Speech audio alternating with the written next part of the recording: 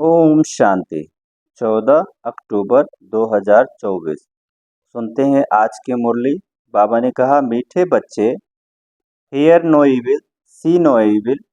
यहाँ तुम सत्संग में बैठे हो, तुम्हें मायावी कुसंग में नहीं जाना है। कुसंग लगने से ही संशय के रूप में घुट के आते हैं।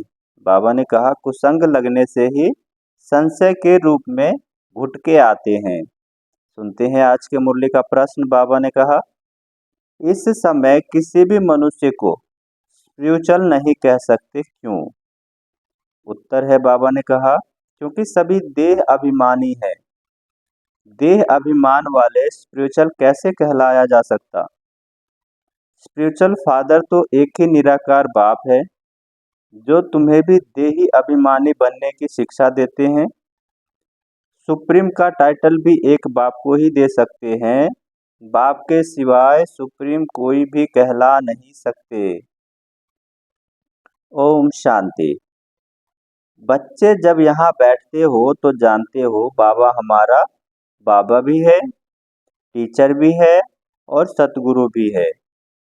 तीन की दरकार रहती है, पहले बाप, फिर पढ़ाने वाला, फिर पिछाड़ी में गुरु। यहाँ याद भी ऐसे करना है क्योंकि नई बात है ना। बेहद का बाप भी है, बेहद का माना सबका, बेहद माना सबका। यहाँ जो भी आएंगे कहेंगे यह स्मृति में लाओ। इसमें किसको संशय, तो बाबा ने कहा इसमें किसको संशय हो तो हाथ उठाओ। यह वंडरफुल बात है ना। जन्म जन्मांतर कभी ऐसा कोई मिला होगा जिसको तुम बाप, टीचर, सतगुरु समझो। बाबा ने कहा, जन्म जन्मांतर कभी ऐसा कोई मिला होगा जिसको तुम बाप, टीचर, सतगुरु समझो। सो भी सुप्रीम, बेहद का बाप, बेहद का टीचर और बेहद का सतगुरु। बाबा ने पूछा, ऐसा कभी कोई मिला? सिवाय इस पुरुषोत्तम संगम युग के कभी मिल न सके। इसमें कोई को संशय हो तो हाथ उठावे। यहाँ सब निश्चय बुद्धि होकर बैठे हैं। मुख्य है ही यह तीन। बेहद का बाप नॉलेज भी देते हैं। बेहद की नॉलेज तो यह एक ही है। हद की नॉलेज तो तुम अनेक पढ़ते हो। कोई वकील बनते हैं, कोई सर्जन बनते हैं, क्योंकि यहाँ तो डॉक्टर, जज, वकील आदि सब चाहिए ना। वहाँ तो दरकार ही नहीं, वहाँ सतयुग में तो इसका दरकार ही नहीं। वहाँ दुख की कोई बात ही नहीं है, सतयुग में दुख की कोई बात ही नहीं है। तो अब बाप बैठ बेहद की शिक्षा बच्चों को देते हैं। बेहद का बाप ही बेहद की शिक्षा देते हैं। फिर आधा कल्प कोई शिक्षा तुमको पढ़ने की नहीं है। एक ही बार शिक्षा मिलती है तो 21 जन्मों के लिए फलीभूत होती है, अर्थात उनका फल मिलता है। वहाँ तो डॉक्टर, बैरिस्टर, जज आदि होते नहीं। यह तो निश्चय है ना, बरोबर ऐसा ही है। वहाँ दुख होता नहीं, कर्म भोग होता नहीं। बाप कर्मों की गति को बैठ समझाते हैं। वह गीता सुनाने वाला, बाबा ने कहा, वह गीता सुनाने वाले क्या ऐसे सुनाते हैं? बाप कहते हैं, मैं तुम बच्चों को राजयोग सिखलाता हूँ। उसमें तो लिख दिया है श्री कृष्ण भगवानुवाच, परंतु वह है दैवी गुणों वाला मनुष्य। शिव बाबा तो कोई नाम धरते नहीं, उनका दूसरा कोई नाम ही नहीं। बाप कहते हैं, मैं यह शरीर लोन लेता हूँ। यह शरीर रूपी मकान हमारा नहीं है, यह भी इनका मकान है। बाबा ने कहा, यह शरीर रूपी मकान मेरा नहीं है, यह ब्रह्मा बाबा का मकान है। खिड़की आदि सब है। तो बाप समझाते हैं, मैं तुम्हारा बेहद का बाप अर्थात सभी आत्माओं का बाप हूँ, पढ़ाता भी हूँ। आत्मा बाबा ने कहा आत्माओं को, बाबा ने कहा पढ़ाता भी हूँ आत्माओं को। इनको कहा जाता है स्पिरिचुअल फादर अर्थात रूहानी बाप। और कोई को भी रूहानी बाप नहीं कहेंगे। यहाँ तुम बच्चे जानते हो यह बेहद का बाप है। अब स्पिरिचुअल कॉन्फ्रेंस हो रही है। वास्तव में स्पिरिचुअल कॉन्फ्रेंस तो है ही नहीं, वह तो सच्चे स्पिरिचुअल है ही नहीं, देह अभिमानी है। बाप कहते हैं बच्चे देही अभिमानी भव, देह का अभिमान छोड़ो। ऐसे थोड़ी किसको कहेंगे स्पिरिचुअल अक्षर अभी डालते हैं। आगे सिर्फ रिलीजियस कॉन्फ्रेंस कहते थे, स्पिरिचुअल का कोई अर्थ नहीं समझते हैं। स्पिरिचुअल फादर अर्थात निराकारी फादर। आकार तुम, बाबा ने कहा स्पिरिचुअल फादर अर्थात निराकारी फादर, तुम आत्माएं हो स्पिरिचुअल बच्चे। स्पिरिचुअल फादर आकर तुमको पढ़ाते हैं, यह समझ और कोई को हो न सके। बाप खुद बैठ बतलाते हैं कि मैं कौन हूँ। बाप खुद बैठ बतलाते हैं कि मैं कौन हूँ। गीता में यह नहीं है। मैं तुमको बेहद की शिक्षा देता हूँ, इसमें वकील जज सर्जन आदि की दरकार नहीं, क्योंकि वहाँ तो एकदम सुख ही सुख है, दुख का नाम निशान नहीं होता। यहाँ फिर सुख का नाम निशान नहीं है। इसको कहा जाता है प्रायलोक। सुख को कागविष्टा समान, सुख तो कागविष्टा समान है। जरा सा सुख है तो बेहद का सुख की नॉलेज दे सकते हो। बाबा ने कहा जरा सा सुख है तो बेहद के सुख की नॉलेज दे कैसे सकते। पहले सब देवी देवताओं का राज्य था तो सत्यता 100% थी, अभी तो झूठ ही झूठ है। यह है बेहद की नॉलेज। तुम जानते हो यह मनुष्य रूपी सृष्टि झार है। बाबा ने कहा यह मनुष्य सृष्टि रूपी झार है, जिसका बीज रूप मैं हूँ। इसमें झार की सारी नॉलेज है, मनुष्य को यह नॉलेज नहीं है। मैं चैतन्य बीज रूप हूँ। मुझे कहते ही हैं ज्ञान का सागर। ज्ञान से सेकंड में गति सदगति होती है। मैं हूँ सबका बाप। मुझे पहचानने से तुम बच्चों को वर्षा मिल जाता है, परंतु राजधानी है ना, स्वर्ग में भी मर्तबे तो नंबर बार बहुत है। बाप एक ही पढ़ाई पढ़ाते हैं, पढ़ने वाले तो नंबर बार ही होते हैं। इसमें फिर और कोई पढ़ाई की दरकार नहीं रहती। यहाँ कोई बीमारी होता नहीं। बाबा ने कहा वहाँ कोई बीमारी होता नहीं। पाई पैसे की कमाई के लिए पढ़ाई नहीं पढ़ते हो, तुम यहाँ से बेहद का वर्षा ले जाते हो। वहाँ यह मालूम नहीं पड़ेगा कि यह पद हमको कोई ने दिलाया है। यह तुम अभी समझते हो, हद की नॉलेज तो तुम पढ़ते आए हो। अब बेहद की नॉलेज पढ़ाने वालों को देख लिया, जान लिया। जानते हो बाप बाप टीचर है, टीचर भी है। बाबा ने कहा बाप बाप भी है, टीचर भी है, आकर हमको पढ़ाते भी है। सुप्रीम टीचर है, राजयोग सिखलाते हैं। सच्चा सतगुरु भी है। यह बेहद का राजयोग, बाबा ने कहा यह है बेहद का राजयोग।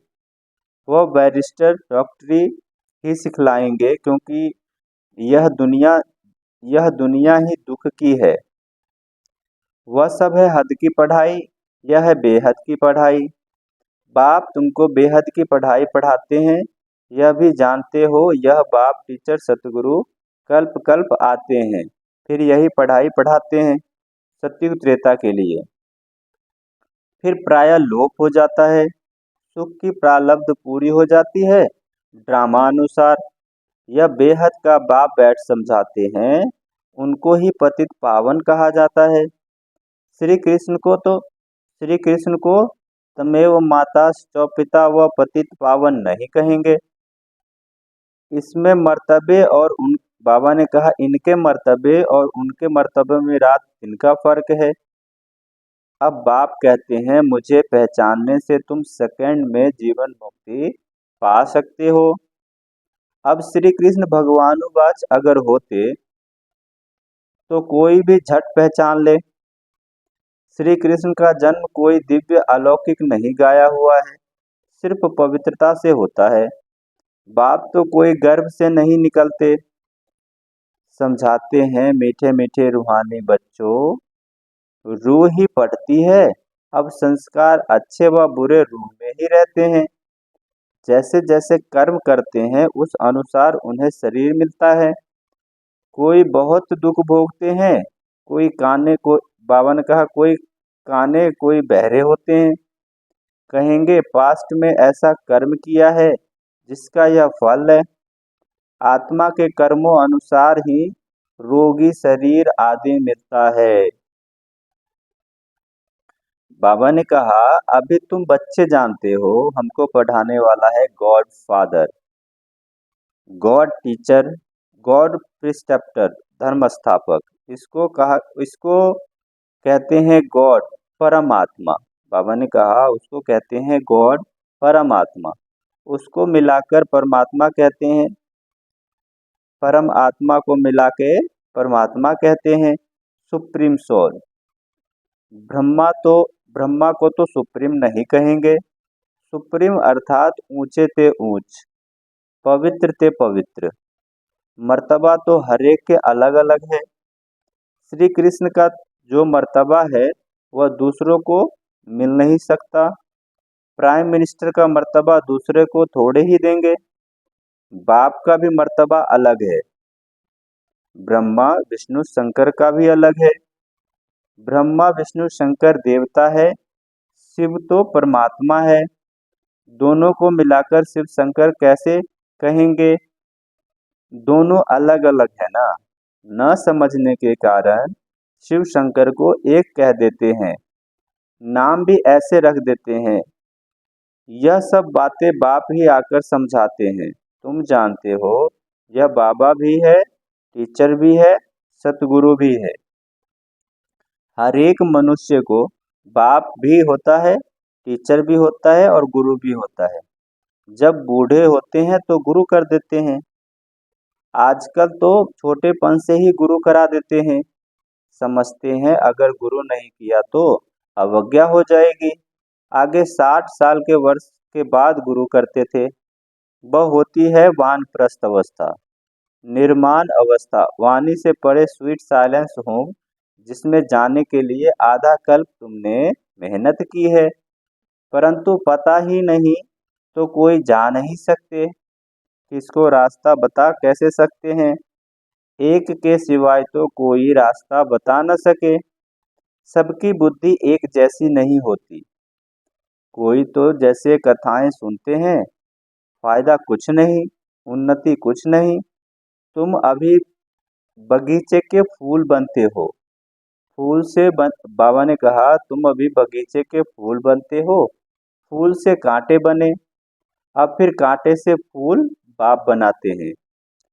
तुम ही पूज्य फिर पुजारी बने। 84 जन्म लेते लेते सतो प्रधान से तमो प्रधान पतित बन गए। बाप ने सीढ़ी सारी समझाई है। अब फिर पतित से पावन कैसे बनते हैं यह किसको भी पता नहीं। गाते भी है ना, हे पतित पावन आओ, आकर हमको पावन बनाओ। फिर पानी की नदियां सागर आदि को पतित पावन समझ क्यों आकर जाकर स्नान करते हैं। जब बाबा को बुलाते हैं हे पतित पावन आओ, आकर पावन बनाओ, तो फिर गंगा में जाकर क्यों स्नान करते? गंगा को पतित पावनी कह देते हैं, परंतु नदियां भी कहाँ से निकलेगी ना, सागर से ही निकलती है ना। यह सभी सागर की संतान है, तो हर एक बात अच्छी रीति समझने की होती है। अच्छा, मीठे मीठे रूहानी मीठे मीठे सिके लधे बच्चों प्रति माता पिता बाप दादा का याद प्यार और गुड मॉर्निंग। रूहानी बाप की रूहानी बच्चों को नमस्ते। हम रूहानी बच्चों की रूहानी माता पिता बाप दादा को याद प्यार, गुड मॉर्निंग और नमस्ते। सुनते हैं धारणा के लिए मुख्य सार। पहला है, बाप जो सुनाते हैं उसे सुनकर अच्छी तरह धारण करना है। दूसरों को रुचि से सुनाना है। एक कान से सुन दूसरे से निकालना नहीं है।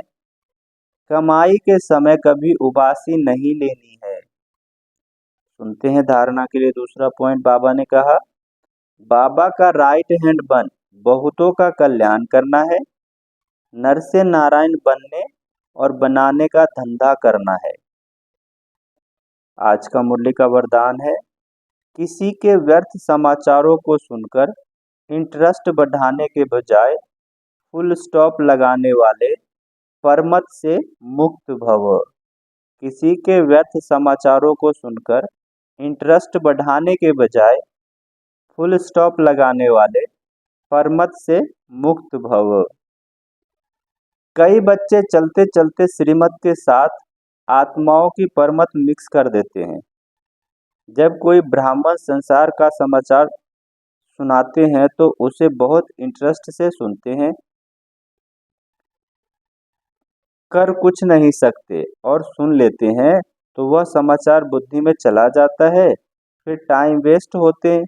इसलिए बाप की आज्ञा है, सुनते हुए भी नहीं सुनो। बाबा ने कहा, जब कोई ब्राह्मण संसार का समाचार सुनाता है तो उसे बहुत इंटरेस्ट से सुनते हैं, कर कुछ नहीं सकते और सुन लेते हैं तो वह समाचार बुद्धि में चला जाता है, फिर टाइम वेस्ट होता है। इसलिए बाप की आज्ञा है, सुनते हुए भी नहीं सुनो। अगर कोई सुना भी दे तो आप फुल स्टॉप लगाओ। किसी व्यक्ति का सुना उससे अपनी दृष्टि व संकल्प में घृणा भाव नहीं हो, तब कहेंगे परमत से मुक्त भव। आज की मुरली का स्लोगन है, जिनकी दिल विशाल है उनके स्वप्न में भी हद के कोई संस्कार इमर्ज नहीं हो सकते। जिनकी दिल विशाल है उनके स्वप्न में भी हद के संस्कार इमर्ज नहीं हो सकते। अच्छा, ओम शांति।